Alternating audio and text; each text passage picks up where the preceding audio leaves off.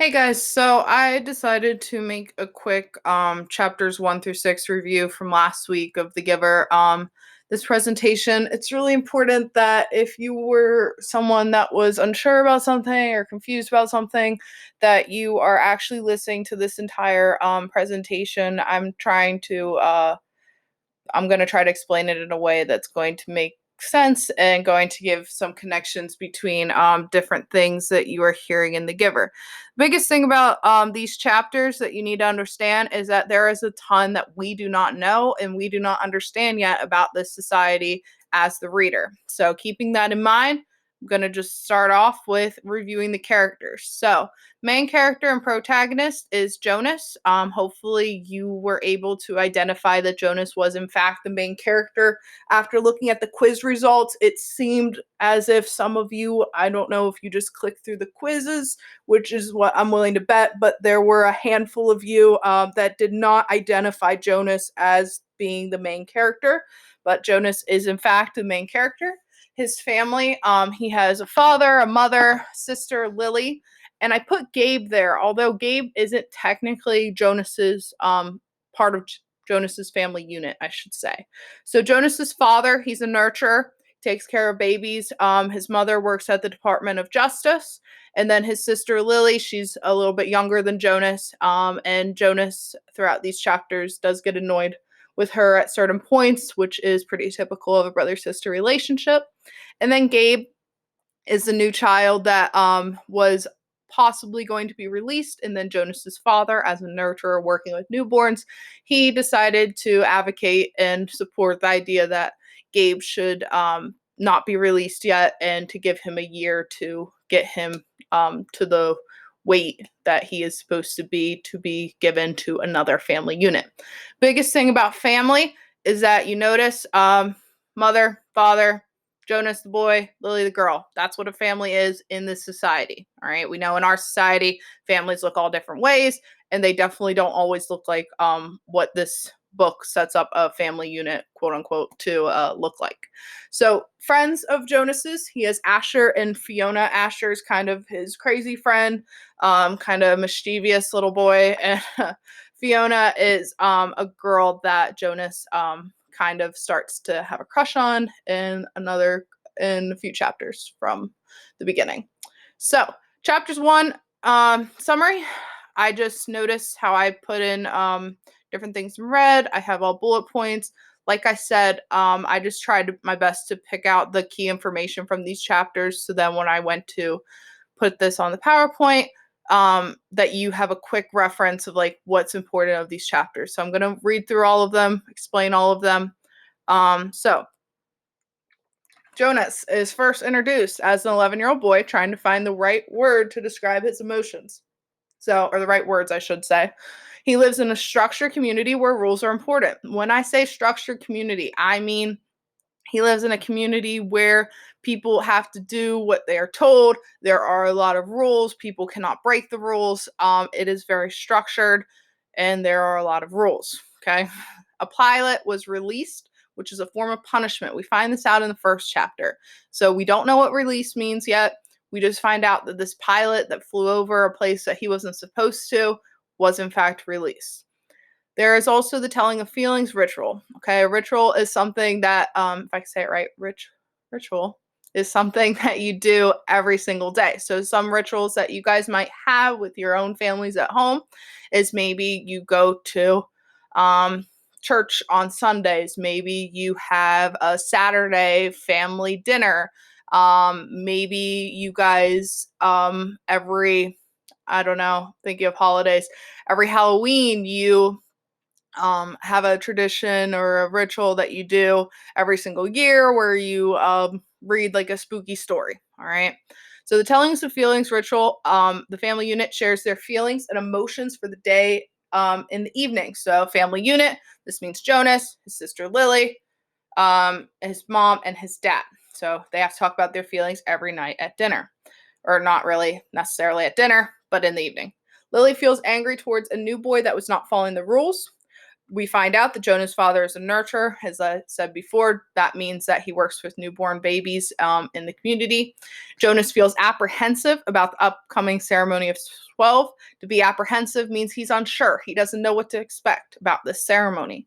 And if you think about it, this is kind of a big deal because he's going to be assigned a career for the rest of his life. Just imagine when you turn 12, which many of you might have already done. You are then told you're going to be in this career the rest of your life.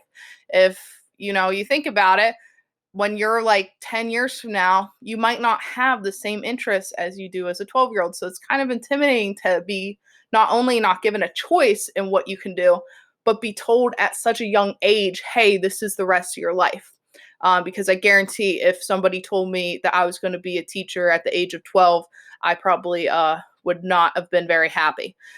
So chapters 1 and 2, biggest thing, it introduces you to the society and the rules that are going on. Chapter 2, summary. All right. We find out more about the people that are born into the community. So there are 50 babies born per year. When they turn 1 year old, they get named. So this means the first 11 months of their life, they don't have a name. Okay.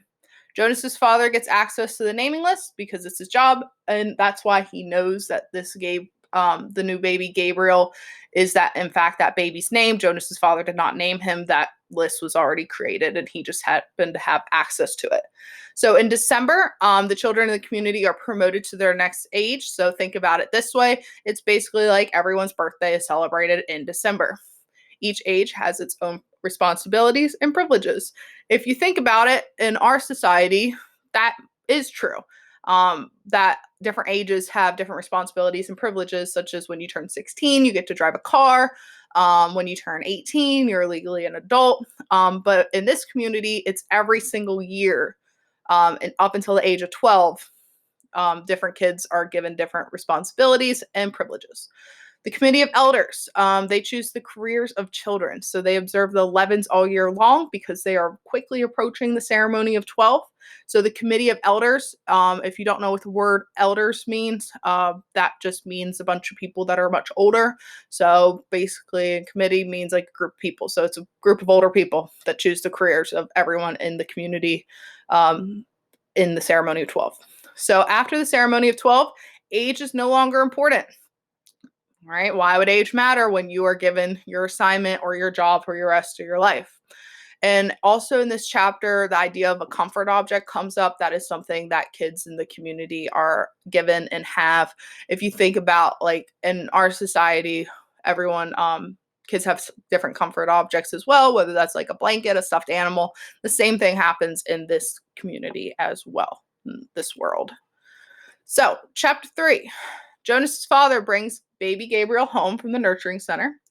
Lily says that Gabe's light eyes are like Jonas's light eyes. This is something that is frowned upon to talk about the physical characteristics of someone else. And when they say light eyes, they mean, if you look at the picture down here, blue eyes. All right, light blue eyes, green eyes. I think their eyes are actually like blue. I don't know why I said green, but most of the people in the community have dark eyes. So those are like people that have brown eyes. I have dark eyes too, so I would blend in that community. But if you're somebody that has light eyes, you would not blend in Jonas's community. Birth mothers, they have children and then are forced to do hard labor the rest of their lives.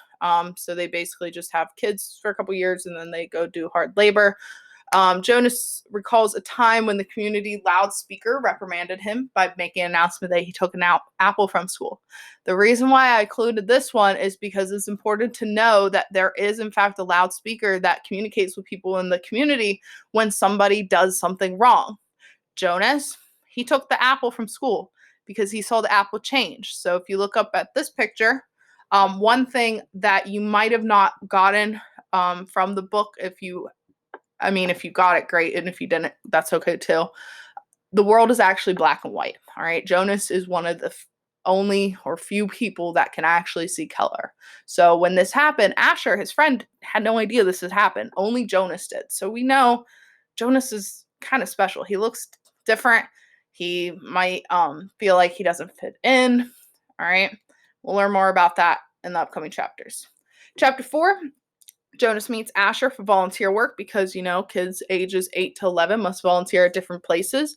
I don't know about you guys, but I would highly doubt that many of you would like to volunteer at all different places. A couple of you might be like, no, I'd much rather volunteer with animals, or I much rather volunteer with young kids based on what your interests are. The kids in this community don't have that option, though, and they have to volunteer at everything. So then the committee of elders can see, like, from their point of view, what are these kids good at and what assignment can we give them? So Jonas volunteers at the House of the Old in this chapter. He learns about a guy that was released named Roberto. The release was a celebration in this case, and his life story was told, and he was happy to be released. So this is now, release is brought up a second time. Release was brought up in the first chapter with the pilot being released as a form of punishment. And now we're learning about release with an individual at the House of the Old. So chapter 5, quick notes about this. There was a telling of dreams ritual, which means that Jonas had to tell his family unit about what he dreamed about. I don't know, that to me, although, I would imagine Jonas, as an 11-year-old kid, he probably doesn't like the idea of having to share his feelings with his family, much less his dreams with his family. And in this chapter, we find out Jonas has to start taking pills to help the stirrings, which is just him having romantic feelings. All right, finally, chapter 6. All right, again, this is, I try to break this down in a way that was to quickly go over some of the ideas in the Giver, but please, if you have questions about this or if you're unsure about something, just shoot me an email about it. We can set up some times to talk or whatever works for you guys. So anyways, I have some of the biggest events of like different ages. So we find out ones get named during the naming ceremony. 7s get a jacket they can button themselves. 8s begin to volunteer. So I will fix that typo after I am done with this presentation. 9s get their bikes, and girls can add hair ribbons to their hair. And we also find out about how there was this replacement child.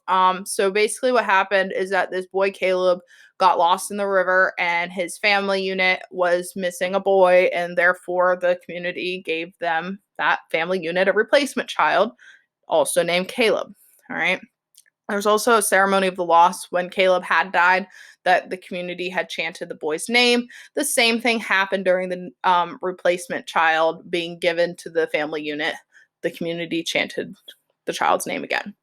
If citizens do not want to live in the community, they can apply to elsewhere and disappear. This is something that is briefly brought up in this chapter that we don't know that much about yet. And Jonas, at the end of chapter 6, is very confident that the committee of elders will choose a good assignment for him. So that's where chapters 1 through 6 leave off. So overall takeaways. There's a lot of information in these chapters. There's a lot of different things going on.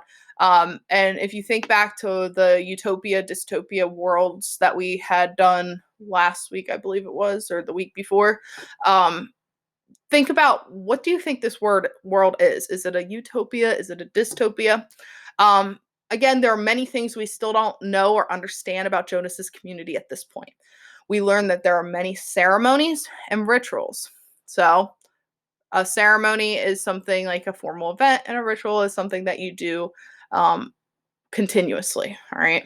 We learn that children ages 8 to 11 have to volunteer. They have to volunteer a lot. We learn that people ride bicycles to travel. All right. The picture on the left is from the Giver movie, where they are riding on bikes, and that's how they get around town. There are family units, and those units consist of a mom, a dad, a girl, and a boy. Jonas and Gabe also both look different than others in their community. They have light eyes, so they stand out by looking different than everyone else. We do not know what the word release means yet, but we know it happens as a punishment, and when someone gets older. We know that the ceremony of 12 is the most important ceremony because children are giving assignments for the rest of their lives, and the committee of elders chooses these assignments. So pretty much where these chapters left off is that there is still that we don't know. There's still a good amount that we don't know yet about the community, but we know that it is a very structured world that Jonas lives in. We know that there is not a lot of choice. The kids have to volunteer. They have to be given an assignment. and that's just the way it goes. So thinking about these chapters, one of the questions that I usually asked if we were in class would be, how is this world different or similar to our world? And that's something I want you to think about as you go through the next few chapters. Hopefully, this was beneficial for some of you. And again, please make sure you are actually listening and reading The Giver before you take any assignment assessments. That is something that I think has been an issue. That was an issue last week. Several students, I do not think, were actually reading before they actually went and took the assessment, which doesn't make a lot of sense to me because personally, I would want to read something before I take a test on it. But moving forward, if you have any questions about these chapters or future chapters, please let me know. And I wish you the best of luck.